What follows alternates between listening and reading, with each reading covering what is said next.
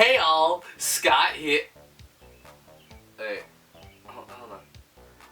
What do you mean I'm not Scott? No? That's how the multiversal video tree worked, though, no? Oh, okay. So you don't want me to say that so that we don't get sued completely. I'll say something then. Hello people, 'tis I, Eli. Now, I need you to take a look at this thing. This thing. What is it? Where does it come from? And can we flip burgers with it? No. So, how do we find out what this monstrosity is? Well, how's about I tell you a story of adventure, murder, not really, and capitalism. And it all starts right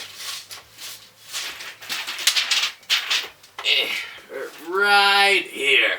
So, it's 1958, and some random physicist definitely does not help build the first atomic bomb. Nope, not him. Couldn't be him. He's not that kind of guy, you know? That same guy wants to make a simulation of when resistance's effect on trajectories. So what does he do? Well, he makes one of the most widely known first video games. This was a milestone in technology for mankind, as now we could soon be sloth-like gremlins who used pixels as entertainment. But, how do we control this entertainment, you may ask? The video game controller. Now, the game that was made was named Tennis for Two, and it did indeed come with a controller, and well, it sure is. One button, one paddle. You couldn't go wrong with a bit of simplicity. I mean, unless you're a human. To be fair, two controls is really all they needed to make the game fun and captivating. Any more things on the controller probably would have scared people away at this point. Wow, that looks amazing! How do I play? Ah! 3 buttons! Now, this was just the beginning of the video game controller's reign, and it's only gonna get better from here. 1962, the year of Taco Bell and Marilyn Monroe's death. With all that's happening in 1962, some dopes at MIT decide to make a war in space a reality. In a video game! Space War! Yes, the exclamation point is necessary, just like my appendix. Space War was made for the PDP-1. Not that kind, yeah, that kind. This was a much newer computer back then, and it really is hard to think that we've come all this way in these past few years sometimes. But we aren't here to talk about evolution as a whole. So, give me the dang controlling device, gosh dang it. Oh.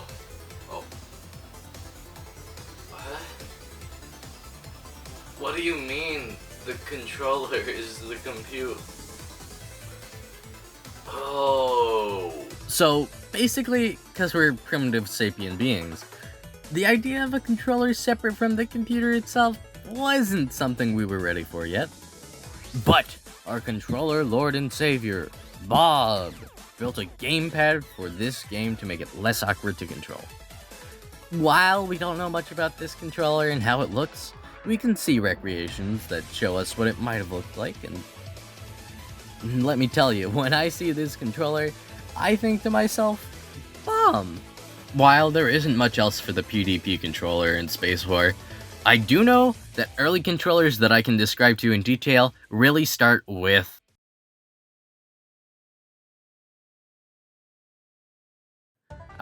good old Pong. The first worldwide recognizable video game synonymous with being successful. So successful, in fact, that they literally made consoles dedicated to Pong. And these consoles shared one thing in common: the controller used to move the paddles. The paddle, as it was coined by Atari, was a simple rotating ring to control the paddle on screen that hit the ball. With how small the base of the controller is and how big the ring is compared to the base, it almost kind of looks like a camera lens. And sure, as you got further into the years, you got Pong consoles that had different buttons to play different games. But at the end of the day, the main goal was still, don't let ball pass paddle. And while Atari was flourishing off of Pong, they decided it was time to make more advanced games. Games that needed controlling to a higher degree. And thus, the CX40 joystick was born. This joystick allowed players to move on a 2D plane in 4 directions, and allowed for more diversity in games. You could now control your character, and this took the world by storm. So, realistically, we didn't need evolution. Like, why would you need more buttons when all you need are, like, 2 max? Darn you, Darwinism! Listen, video games were quite low effort to build during this time, as the amount of space you could use was very small. About 4 kilobytes. So, why let some stupid big company monopolize the market? That's where our main competitor, Intellivision, stepped up to the plate and single-handedly caused the video game crash of 1983, but we don't need to discuss that right now.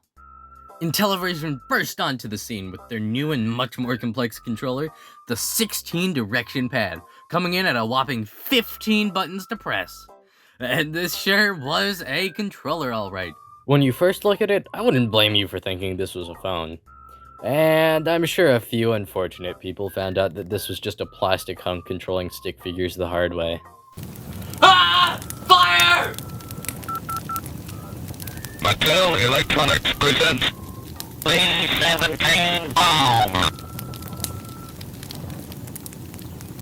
It wasn't the worst controller ever, but it was complex enough that games on the Intellivision needed to have an insert in their game packages that held overlays for the controllers so you knew what buttons worked. Numbers can be cool and all, but can you really figure out how to jump if you can only see the number 9?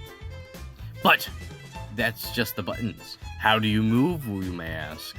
And I would answer you with, oh, silly tiny child, you move using the first built directional thumb pad. Yes, it is indeed circular, but it still functions like the D-pad you all know and love. Just a bit more special. Surprisingly, IGN claims that this is the 4th worst controller. But IGN also claims that the Intellivision is the 14th most influential console of all time, and I would agree with them. If it weren't for the fact that this console provided almost all of the fuel to the video game crash of 1983 fire. Hey, IGN, guess what started this outrage? That's right, it was this disaster of a design! And when we look at the competition, it's pretty obvious who was copying their homework from their friends. At least Atari was taking strides not to be the mad scientist. Like, they're the ones who held up their pride during these trying times. Thank God for Atari! I take back every word I have said ever. Nothing was changing. The market was becoming too saturated by garbage and consumers had had enough. So how do we fix this mess? Well, don't look at me, I don't know. Maybe if we put a pudgy Italian man into a world inhabited by talking shrooms, some weird-looking turtle creatures that can throw hammers, maybe some edible chunks of meteorites that can make a van invincible, and a princess. We can save video games as we know it. And with a wahoo from Japan, we were given the Nintendo Entertainment System. And the rest from there is history to cover another day. Listen, I'd love to tell you more about video game controllers, like the Resident Evil 4 chainsaw controller. But I've gotta try out this Intellivision gamepad myself. Now, I'm not gonna lie to you, I lost the overlay for this game a while back, but it should still function properly.